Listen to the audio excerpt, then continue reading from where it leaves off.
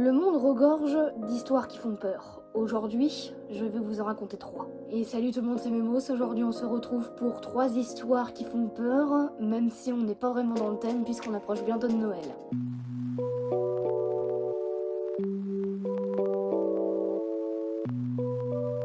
Cette histoire que j'ai trouvée sur le Reddit Horreur est racontée par l'enfant de la dame qui a vécu cette histoire.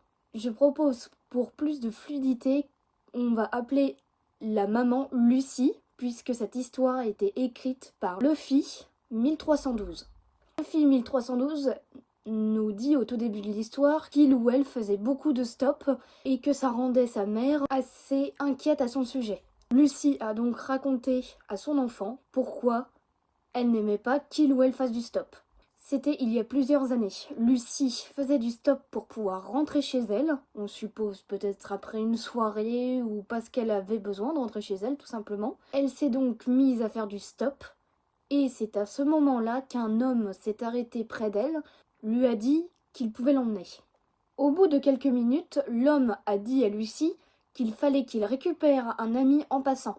Elle a donc accepté pour éviter de le contrarier puisqu'il avait si gentiment proposé de la ramener chez elle. Pour récupérer cet ami, il fait donc un détour par une route assez isolée, mais s'arrête près d'un buisson. Il dit alors à Lucie que tout trajet doit être payé, et il lui fait comprendre que par payer, il veut dire en nature, pour ceux qui comprennent. Lucie était terrifiée, ce qu'on peut forcément comprendre, mais arrive quand même à garder la tête froide. Elle lui dit qu'elle comprend que c'est tout à fait normal de demander ça, et elle lui dit même, pour appuyer le fait qu'elle comprenne, qu'elle est complètement accro à ça, mais qu'elle lui dit que ce n'est pas possible de le faire avec si peu de confort. C'est donc tout naturellement qu'elle va lui dire que ses parents travaillent jusqu'à 21h et qu'il faut aller chez elle pour plus de confort et qu'à ce moment-là, ils pourront vraiment être tranquilles.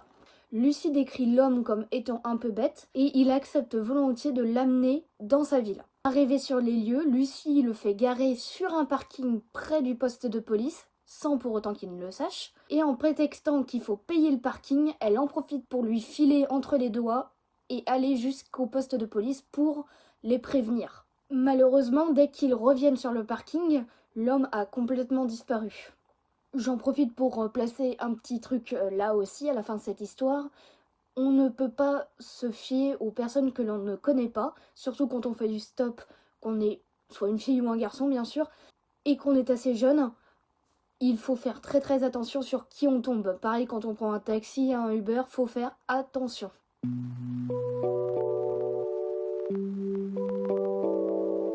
Ceci n'est pas vraiment une histoire à proprement parler, c'est plus une personne qui dit voir et entendre des choses paranormales. Cette histoire a été écrite par I Love Cheese 65, qu'on va plutôt appeler Léo, pour plus de fluidité aussi. Léo raconte donc qu'il a des hallucinations depuis ses 12 ans, et il dit également qu'elles sont très très réalistes. Il dit que sa première hallucination fut un homme qui tenait une hache et qui courait vers lui pour, on suppose, le blesser mortellement et s'amuser.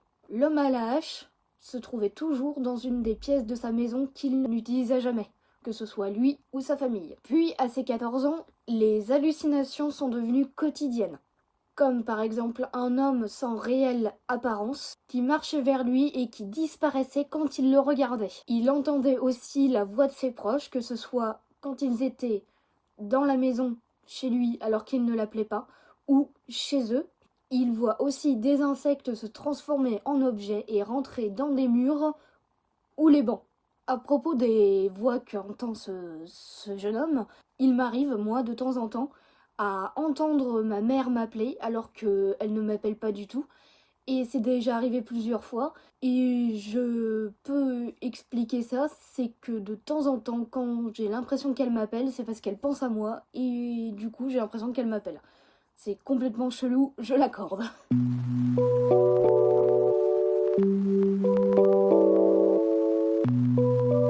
Cette histoire est racontée par l'utilisateur Aliot78, qu'on va appeler Ali, encore une fois pour plus de fluidité.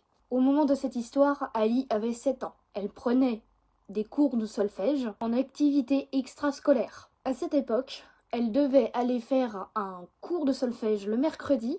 C'est donc son grand-père qui tout naturellement l'a emmenée à son cours. Après l'avoir déposée, son grand-père dit à Ali qu'il va visiter la ville puisqu'il n'est jamais allé dans cette partie-là et qu'il aimerait bien la visiter. Elle partit donc en direction de son cours, mais après 10 minutes d'attente, elle finit par voir une note accrochée sur la porte de son cours pour dire que le cours de ce mercredi auquel elle devait assister a été annulé. Après avoir lu cette feuille, Ali retourne vers la voiture de son grand-père pour le prévenir que son cours est annulé et rentrer chez eux. Sauf que, comme vous vous en souvenez, le grand-père d'Ali est parti visiter la ville. Il n'est donc plus dans sa voiture, ou proche d'elle. Ali a donc décidé, au lieu d'attendre à côté de la voiture que son grand-père revienne, de faire le tour de toutes les rues et ruelles dans l'espoir de le retrouver. Puisque ça ne faisait que 10 minutes, elle se dit forcément qu'il ne devait pas être loin. Après avoir tourné une fois à gauche et une fois à droite, elle tombe dans une rue où il n'y a personne sauf un adolescent qu'elle qualifie de stressé à l'idée de faire quelque chose de mal et entre 17 et 18 ans. En toute bonne petite fille, elle lui dit bonjour parce qu'elle est polie, mais il ne lui répond pas. De ce fait, elle continue à avancer pour passer à côté de lui, mais après l'avoir dépassé, elle sent que quelque chose ne va pas. Elle accélère donc le pas, ce qui fait encore plus de bruit sur le sol puisque le sol est recouvert de gravier, mais en accélérant le pas, elle entend également les pas de l'adolescent derrière elle qui s'accélère aussi. De ce fait, elle accélère encore plus, ce qui fait que l'homme derrière elle accélère encore une fois en plus. Elle se met donc à courir dans l'espoir de trouver de l'aide. L'homme derrière elle se met aussi à courir derrière elle. Et après avoir tourné à un coin de rue, aperçoit son grand-père au loin et décide d'épuiser ses dernières forces pour courir vers lui, l'appeler à l'aide et se jeter dans les bras de son grand-père. Bien que, après ceci, elle regarde derrière elle et l'homme a complètement disparu. Et j'en profite aussi pour replacer un petit attention. Il faut vraiment faire attention quand on se balade tout seul, surtout à l'âge qu'avait cette petite fille, puisqu'on ne sait jamais sur qui ou quoi on peut tomber.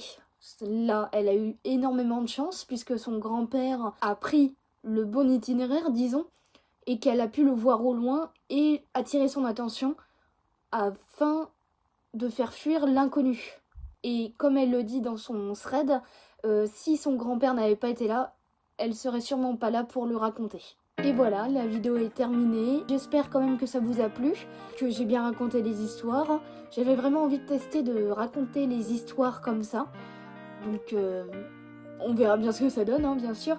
Laissez un pouce bleu, abonnez-vous, laissez un commentaire, ça fait toujours plaisir. Et puis restez connectés.